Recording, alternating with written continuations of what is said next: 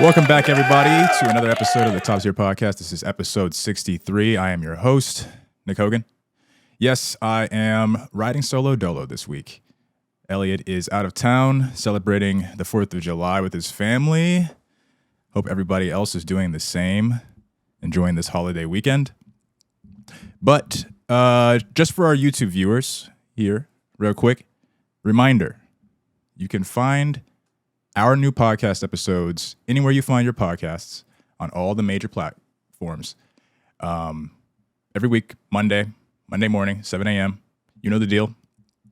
And with that, let's get ready for the show. I want to start right quick with some new music. There was a lot of new music that dropped. First thing I want to get to here is the Lil Uzi Vert album, Pink Tape. Now, the album is projected to do 200 to 250K right off the bat coming out in its first week. It is no secret that hip-hop has been struggling this year. There hasn't been a single number one rap album to hit the Billboard charts the entire year, 6 months in now. And it's looking like Uzi is going to have the first one. I'm not shocked. We really haven't seen any major acts come out this year, hip-hop wise, that have, been those types of acts that you think would hit the number one spot. Unless you're looking at an Ice Spice. I think maybe Doja Cat could possibly get there when she releases her album. We got a Nicki album coming, I'm sure. But for now, Uzi's going to get that spot. And, I got to tell you guys, I got to be honest. It's times like this where I really wish I had as low of standards as the rest of you guys. This album, well, fuck what I have to say about it. I'm just going to let you guys listen to it. I'm going to play a song. This is The End featuring Baby Metal. Whoa!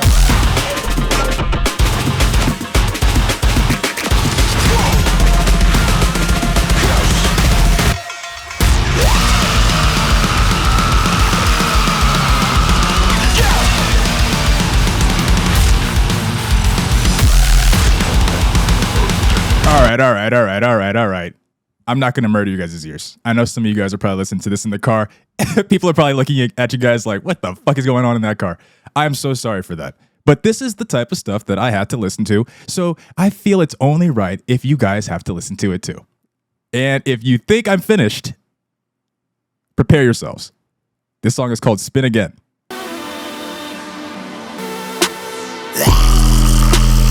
Oh my goodness. Check my number on the bitch in a second. Hey. Not about money, then leave me a message. Spin again. Okay. That's all the trashing I'm gonna do. Those are the couple of songs that I thought was a really good taste of what the fuck Uzi had to prepare for us on this album.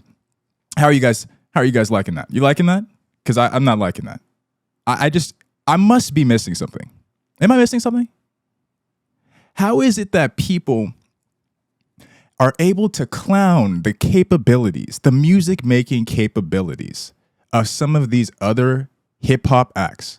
I'm thinking of Coi Leray, for example, who just released an album actually this week, last Thursday or last Friday. It's not going to make any noise.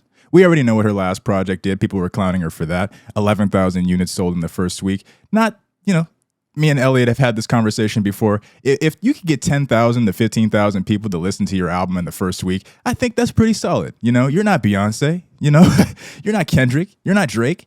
I think that's pretty solid. We had that conversation about Chloe Bailey because she had a similar rollout in her first album. But if you guys can clown these types of people, Ice Spice saying that, oh, she needs to change up the flow. The flow isn't right. She's going to go down the DaBaby route, Elliot. I'm talking to you. But you're not the only one who thinks this, right?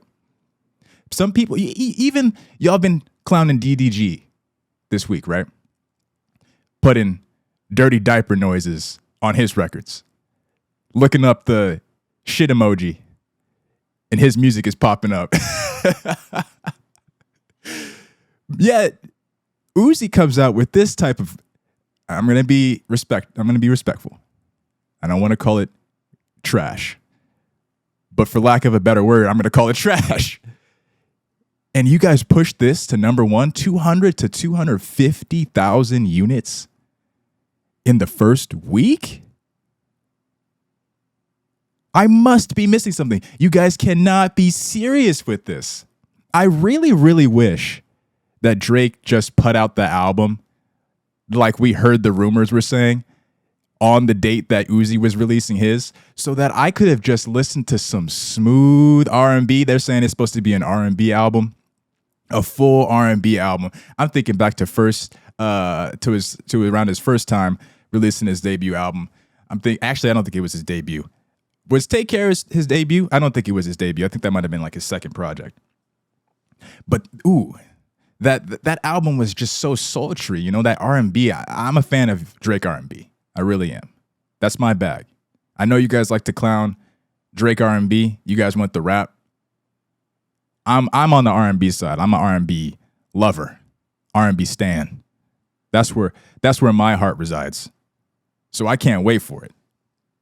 Drake is to me what SZA is for the girls. The same way that y'all be at SZA's concerts, lighters in the air, hollering them lyrics, damn it. That's how I am with Drake. Drake gets me where I need to be going, okay? Back to this Uzi thing real quick.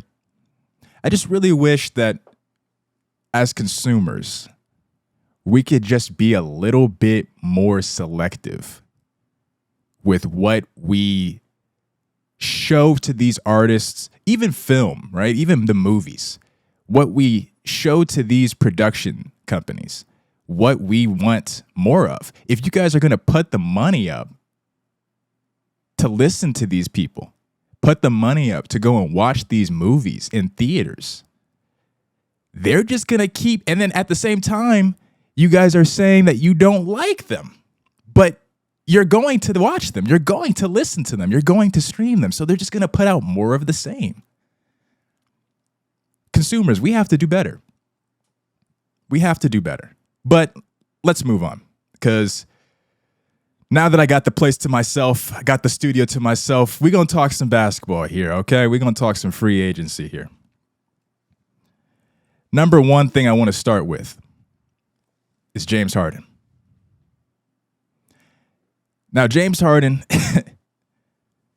this is his third trade request on his third team in 3 years. Let that settle in. Let me back it up, because James Harden, I have to get the context here. James Harden, if you guys already don't know, James Harden has requested that he wants to be traded away from the Philadelphia 76ers. Now this, I'm going to say it again. This is his third trade request on his third team in the last 3 years. He moved on from the Houston Rockets. And I'll let that one slide, right? Houston Rockets, they weren't going anywhere. They were losing it. Trading everybody away, losing everybody in free agency. He needed to get out of there. You know, I love to be respectful before I lead with the hate. James Harden is a multi-time All-Star, future Hall of Famer, right? Still playing, close to peak when he was on Brooklyn. People were saying, at least early in the season that year, people were saying he was playing like an MVP candidate, which he was.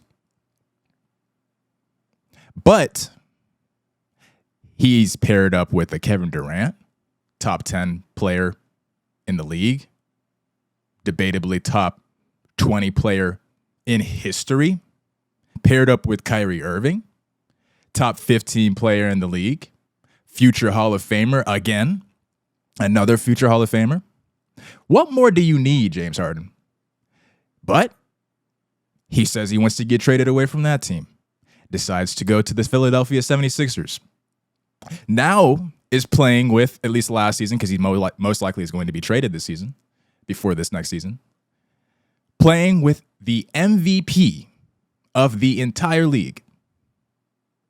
Arguably the best big man in the entire league. And that's not good enough. That wasn't good enough for him. So he's going to put in another trade request. The rumors were saying, some of the reports were saying, that his destination spots that he would like to go to were the Phoenix Suns, who, by the way, already, and this was before the Bradley Beal trade, already had Kevin Durant, already had Devin Booker, already had Chris Paul. That was a team that some could argue was already a super team, already had a big three. The other destination that I've heard is the Clippers.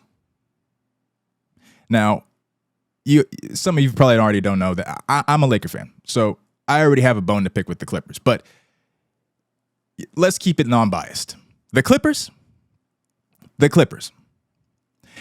I'm just kind of wondering, and I'm wondering if the rest of you guys think this. I'm just kind of wondering, what exactly does James Harden want? The Clippers? So you want to leave a team where you're stacked up with Kevin Durant and Kyrie Irving to go to a different team where you're stacked up with an Eastern Conference, which we already know is the weaker conference. Not by far, but still the weaker conference.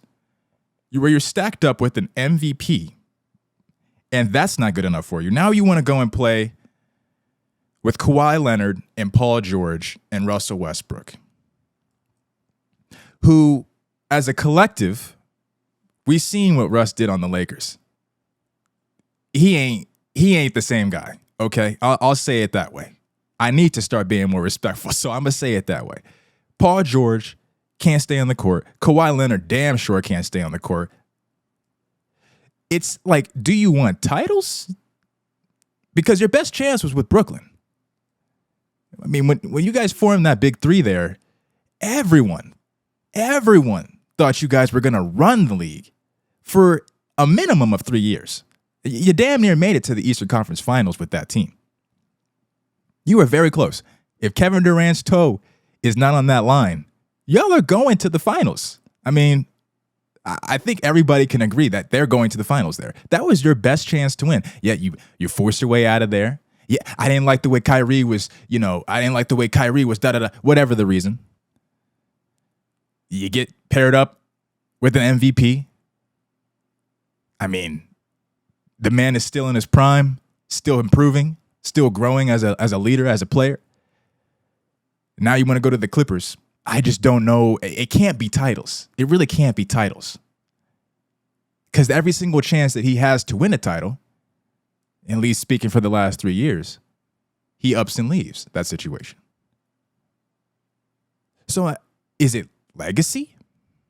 Is he just... Because it can't be stats, right? I think we could put that out of the equation. It can't be stats because it seems like James Harden no longer wants to be the guy.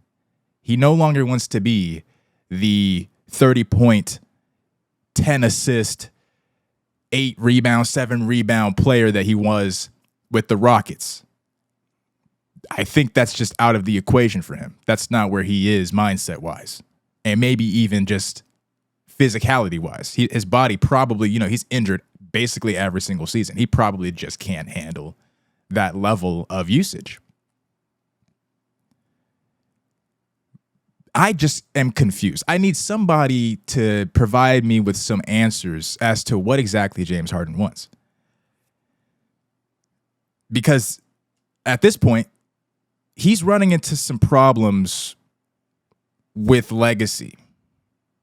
As it regards, let me say it this way. I think that we need to start treating James Harden, looking at James Harden in the same way that we look at Kyrie. These are the types of players who walk into a situation, walk into a franchise, will give you the utmost hope that they're there to win, that they're there to take you to the ring. Yet, they don't get the job done. They blow up the franchise. It's just toxicity. Coaches getting fired, players getting traded, other players requesting trades, they requesting trades. Kyrie Irving and James Harden, as a collective unit, have made 4 times as many trade requests as they have rings. Let that sink in for a second, goddammit. where is this leverage coming from that you guys think that you could just up and make trade requests whenever you fucking feel like it? I don't get it. I don't know where that's coming from. I don't understand why the owners are appeasing them. I don't understand why the league hasn't stepped in and made it to where, and that's a far-fetched hypothesis there. I'm wishing for a lot there, but there needs to be something going on with this loyalty, because players are up and signing these contracts, holding these owners liable to pay them this type of money, and they don't even plan on playing with you. They're not even holding up their end of the bargain. So where is this leverage coming from? You guys, James Harden, Kyrie Irving, you guys don't even equal championships. That's proven. You guys don't equal championships. Just because I put you on my team, James, doesn't mean that you're going to bring me a championship. And I know what you guys are going to say. Oh, Kyrie, because I mentioned Kyrie. Kyrie he won a championship with the Cavs. I said championships. I said rings, plural. We're going to have to start bringing up a conversation about loyalty when it comes to, when we're thinking about Hall of Fame, when we're thinking about greatest of all time, when we're trying to make these lists, these top 10s, these top 15s, these top 20s, loyalty, at least, coming out of that, 2010s and up till now, loyalty is a big issue. We need to start ranking loyalty in the same way that we rank how many chips you've won, your overall statistics, your career stats, your play, your leadership capabilities. Loyalty needs to be up there. And speaking of loyalty, I want to talk about this Damian Lillard situation. Now, he also has finally, I honestly kind of want to give it a round of applause because this was a long time coming, Damian Lillard making a trade request from the Portland Trail Blazers after I don't know how many seasons of just god-awful turmoil in Portland. And everybody wants to have this conversation and criticize Damian Lillard for being yet another superstar to show that he is unloyal to a team. I'm just like, what more do you guys want, bro? This relationship was not working. The Portland Trail Blazers were inept as a franchise. I don't know. I probably should have did my research. I think they've made one Western Conference Finals in the entire run of Damian. And if you guys hold Damian Lillard to be one of the top 15 players in the league, like I see a lot of you guys are saying, don't you think that he, on a more, on a better team, would have been able to reach more playoff success? I don't think that this loyalty conversation applies if the franchise is incompetent. He should have made this trade request years ago, if I'm being completely honest. I think most people would agree with that. Damian Lillard is the type of player, you put him on a team, shit. You switch him with Steph, I think that they pretty much have, a decent amount of success, a similar amount of success. Am I going too far with that? Let me slow down. The best player he had on his team was CJ McCollum. And CJ McCollum, he's no scrub. Not saying that at all. But that's the best you can do. Yusuf Nurkic, that's the best you could do. Jeremy Grant, that's the best you can do. Anthony Simons, that's the best you can do. He's telling you guys in the draft that he wants to trade this selection to get you guys a nice, solid free agent for him to play with and lead you guys to a fucking playoff run. And this is the best you can do. We should save the loyalty criticism for players who have everything set up for them to win, not for the players that are playing for a team where their best player, their second best player is Yusuf Nurkic. I'm sorry. We got to do better, guys. That's all I have for NBA. Now I want to talk TV. I'm talking about The Bear Season 2. Another round of applause, please. Oh my goodness, guys. This is going to be spoiler review. So if you have not seen The Bear in its totality, I would really suggest you turn this shit off now or skip ahead. Let's do another one of our episodes. You ever just feel proud of a show, man? I mean, FX came out of nowhere with this show last year. And season 1 really just took everybody by storm.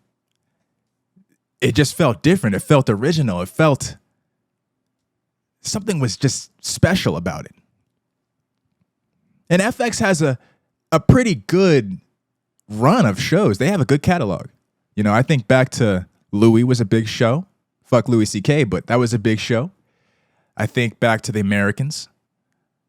I never watched it, but that was a good show. I think back to, I'm running a blank. Oh, Always Sunny.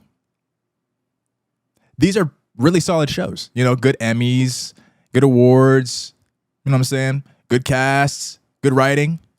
They've proven that they are a very good production company, yet The Bear just had something different that it expressed. And this season took it up to another level. I'm willing to say at this point that The Bear is the best show on television right now. Let's think about it. What other show out there? Succession is over, so you can't say Succession anymore. I don't know if The White Lotus is still going on. If that is, maybe you can make that argument. We got some Game of Thrones anthology series out there. We got with the House of the Dragon. You know, that's a solid show. We got The Last of Us out there. Notice how these are all HBO shows. We got The Last of Us out there. Really solid show, you know. But I just think The Bear takes the cake. I really do.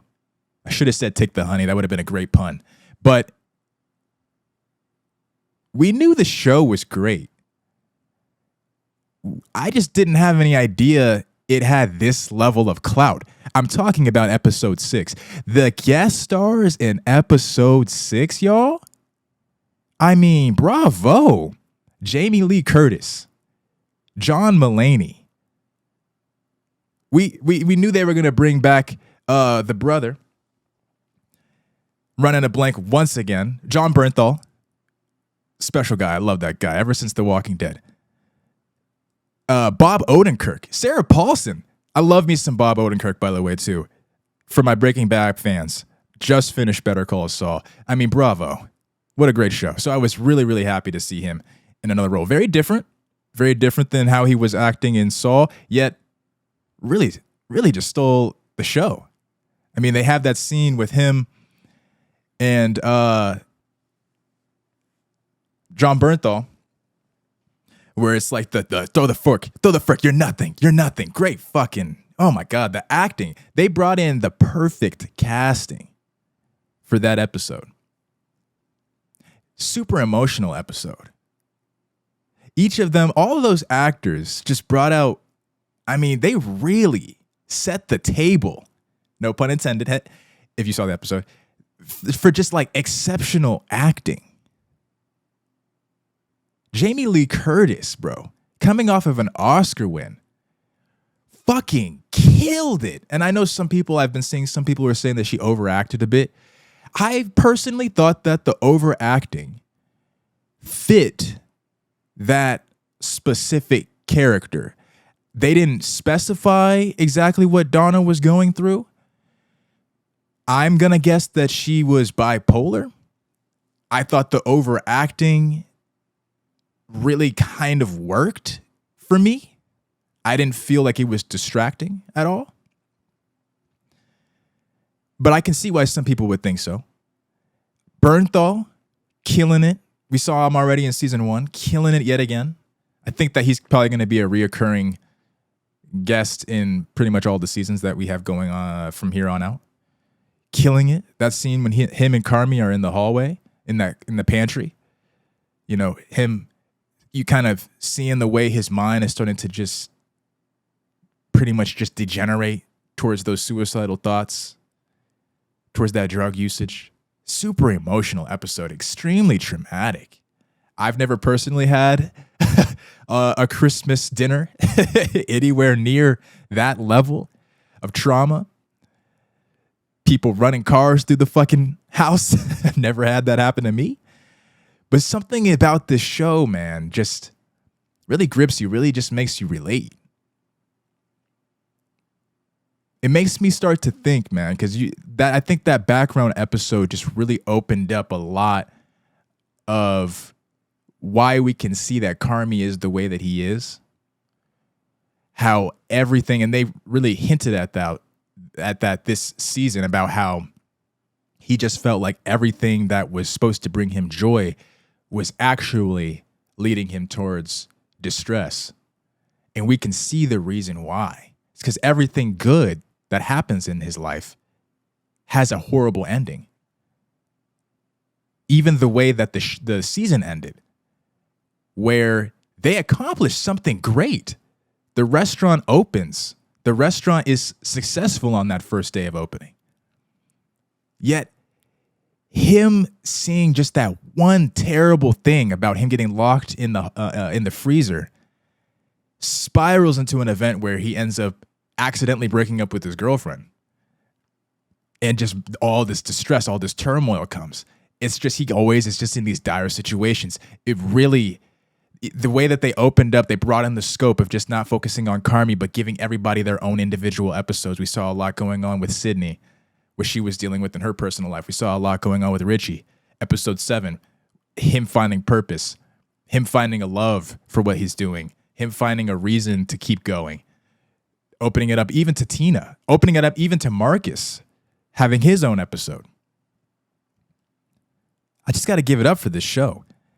And to get back on that point about how the show sets everything up in a way where everything that happens good always is met with the bad. There's always this equilibrium, this balance. It really makes me think how this show is going to end. And I feel like whatever that family curse, kind of like how the Kennedys have, whatever that family curse, I think Carmi's carrying it, man. I think that they just can't escape that trauma. It makes me feel like the show is kind of hinting it, because there's only two possibilities here. By the time the show ends, the bear is either going to succeed or the bear is going to fail. There's only two ways that this show can end, and it makes me feel like they're hinting at the failure of the bear. I'm really thinking so. But that's all I got to say for the bear. Bravo to the bear, season 2. Can't wait for season 3. Hope they extend this series. I had like one last thing to get to here. A little short, just tidbit. How the fuck are y'all running out of tweets so fucking fast, man? I don't get it. Elon Musk limited the amount of tweets everybody can see on their timeline. 600 tweets for unverified users. I think 1,000 for people that are already verified with the blue check. How the fuck are you guys running out of 600 tweets? I'm on social media all fucking day. I'm on social media. Especially Twitter. Twitter is my app, y'all. I'm on Twitter. Y'all can follow me at The Chosen One. I'm just playing. I'm on Twitter searching for topics, searching for what's going on all fucking day. I have yet to hit my limit. I didn't hit my limit all day yesterday. I don't understand. Maybe you have a jinxed app. I don't know. Maybe my shit is bugging. But how the fuck are you guys running out of 600 fucking tweets? Are you guys reading? Are you guys consuming? Are you guys like ingesting the content? Or are you just scrolling? Because I don't get it. I don't get it. A lot of people think that Elon Musk is ruining Twitter. I have to say he's made some questionable decisions. I have to say he's a terrible person as well, but that's neither here nor there. I don't think that this move is terrible. I think this move, I saw that Jack Dorsey posted, Elon was kind of getting in on it too, but he has to read the room. I mean, we're going to kill that messenger. Jack Dorsey posted something about, y'all got to go out and touch some grass.